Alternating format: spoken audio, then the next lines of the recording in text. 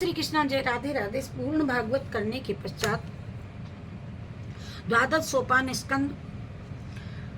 अब इस वीडियो में श्री शुक भगवान का अंतिम उपदेश तथा परीक्षित का परम धाम गमन। भागवत के पश्चात ही परीक्षित का परम धाम अंतिम उपदेश तथा परीक्षित का परम धाम गमन हुआ। श्री शुक भगवान ने कहा, राजन, आज सप्तम दिवस है। ऋषि ने जो श्राप दिया था शायद वह तो तुम्हें याद ही होगा। अभी अभी सर्प आने ही वाला है। तुम्हारा क्या विचार है? अगर कोई भय है या चिंता है तो बताओ। राजा परीक्षित ने कहा, प्रभु, आप जैसा जीवन मुक्त परमहंस योगी मुझे प्राप्त हुए हैं तथा इसके बाद आपके द्वारा भगवान की मंगलमयी गाथा श्रवण करने का सौभाग्य प्राप्त हुआ, तो अब क्या बाकी रह गया? पूछते हो क्या भय है? अर्थात हमने तो सब कुछ पा लिया। दूसरी बात यह है कि आप जो कह रहे हैं कि सर्प आएगा, सर्प और डसेगा। अगर प्रभु सर्प आता है तो मरे शरीर को काट सकता है, शरीर में डंक मार सकता है, मुझे नहीं। मैं तो जा चुका, क्योंकि मैं इस पंच भौतिक शरीर से ऊपर हो गया हूँ। मैं शरीर से अलग हो गया हूँ। मैं तो आत्म स्वरूप को प्राप्त हो गया हूँ। मेरे शरीर को कोई दंड दे सकता है, मुझे नहीं। मेरे शरीर का कोई जला सकता है, मुझे नहीं। मेरे शरीर का अंत हो सकता है, मेरा नहीं। अर्थात आपकी कृपा से मुझे भगवत स्वरूप का ज्ञान हो गया है। मैंने कथा स्थिर होकर के सुनी है। मैंने जल भान सब कुछ छोड़ करके, सतर्क होकर के, सचेत होकर के 7 दिन कथा रसपान किया है। श्री शुक भगवान समझ गए कि भगवान की मंगलमयी गाथा का प्रभाव पड़ गया है। अतः शुक भगवान ने अंतिम उपदेश के रूप में परीक्षित जी से कहा, राजन, मैं तुझे एक महामंत्र दे रहा हूँ, उसे जप करते हुए तुम इस आनंद धाम में जाओ। क्योंकि जाने पर भी अहम भावना आ जाए और जहां ना सुख है ना दुख है, अर्थात आनंद ही आनंद है, वहां जाने के बाद पुनः लौट करके नहीं आना पड़ता। ये मंत्र लेते जाइए। मंत्र है, आप भी ध्यान से सुने। मंत्र नमो भगवते वासुदेवाय, नमो भगवते वासुदेवाय। इस सुख भगवान ने कहा, राजन, इस मंत्र का जाप करते हुए तुम इस पंच भौतिक शरीर का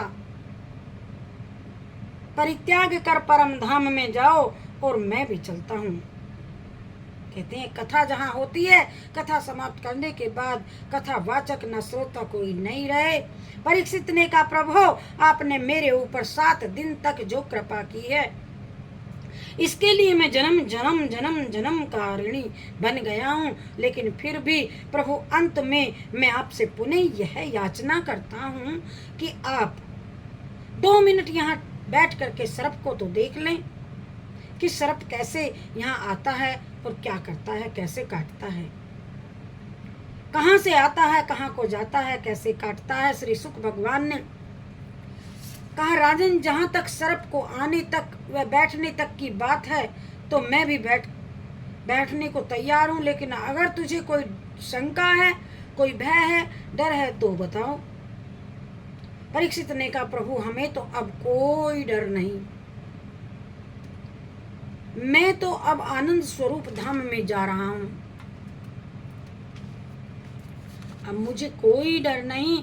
अतः अंत में शुक भगवान ने कहा कि राजन, मैं इसीलिए जानना चाहता हूँ कि ऋषि का श्राप कहीं अधूरा न रह जाए। अर्थात मैं जब तक यहाँ बैठा रहूंगा तब तक सर्प यहाँ नहीं आ सकता और यह श्राप अधूरा न रह जाए। जो श्रृंगी ऋषि ने तुम्हें दिया था, तुमने उसका बुरा थोड़ा सा किया था, थोड़ा गना नहीं करना चाहिए।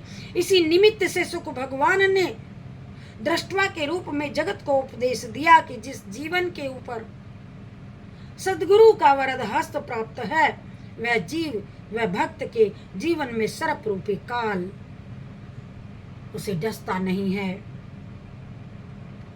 अर्थात माया का प्रभाव ही नहीं पड़ता है। अतः यही कारण है मेरे जाने का मैं जाता हूँ, अर्थात माया का प्रभाव नहीं दिख पड़ता है, अतः यही कारण है मेरे जाने का। अंत में परीक्षित ने भी शुक भगवान को नमस्कार किया और शुक भगवान जी ने अपना मृगासन उठाया और चल दिए। इधर राजा परीक्षित मंत्र का जाप करते हुए परम धाम को प्राप्त हो गए, मुक्ति हो गई, मोक्ष की प्राप्ति हो गई। तत्पश्चात सर्प ने आकर के सिर्फ ऋषि का श्राप पूरा करने के लिए राजा परीक्षित के शरीर में मुक्ति के होने के बाद अथवा उनकी अभिलाषा परमात्मा में मिलने के बाद डंक मारा अथवा काट लिया। बहाना श्री शुक भगवान द्वारा सुनाए गए श्रीमद् भागवत कथामृत के पान से परीक्षित जी की मुक्ति को देख करके ऋषि मुनि सभी वहां जय जय जय जयकार करने लगे। देवता आकाश मार्ग से पुष्पों की वर्षा, फूलों की वर्षा करने लगे, अप्सराएं नाचने लगी, वे गंधर्व आदि गान करने लगे और परीक्षित की मुक्ति देख करके उसके भाग्य को सराहने लगे। नाम संकीर्तनम यस्य सर्व पाप प्रणाशनम, नाम संकीर्तनम यस्य सर्व पाप प्रणाशनम, प्रणामो दुःख समनस्तम नमामि हरिम परम। जिन भगवान के नामों का संकीर्तन सारे पापों को सर्वथा नष्ट कर देता है और जिन भगवान के चरणों में आत्मसमर्पण सर्वदा के लिए सब प्रकार के दुखों को शांत कर देता है, उसी परम तत्व स्वरूप श्री हरि को मैं नमस्कार करता हूँ। 3 बार बोलिए सभी, हरिये नमः, हरिये नमः, हरिये नमः। बोलो जय श्री भागवत भगवान की जय, श्री कृष्णचंद्र भगवान की जय, श्री सुखदेव भगवान जी की जय, श्री सदगुरु भगवान की जय। और यही पावन वट वृक्ष है जो अब श्री सुखदेव आश्रम शुक्रताल के नाम से प्रसिद्ध है, जिसकी पवित्र छाया में जीवन मुक्त श्री सुख भगवान श्री सुखदेव ने हजारों ऋषि मुनियों के बीच में परीक्षित को श्रीमद् भागवत की कथा का उपदेश दे करके भव बंधन से मुक्त किया था। बोलो जय श्री सदगुरुदेव भगवान की जय। हरे राम राम राम राम हरे हरे, हरे कृष्ण कृष्ण कृष्ण हरे हरे। आज संपूर्ण भागवत का वर्णन किया, भागवत के 12 स्कंदों की कथा हुई और संक्षिप्त रूप से कुछ ही मिनटों में यह पूर्ण हुई। आप सभी भाई बहनों से आशा करती हूँ कि आप सभी इसको सुनेंगे, आगे शेयर करेंगे। जय श्री कृष्णा, जय राधे राधे, राधे राधे।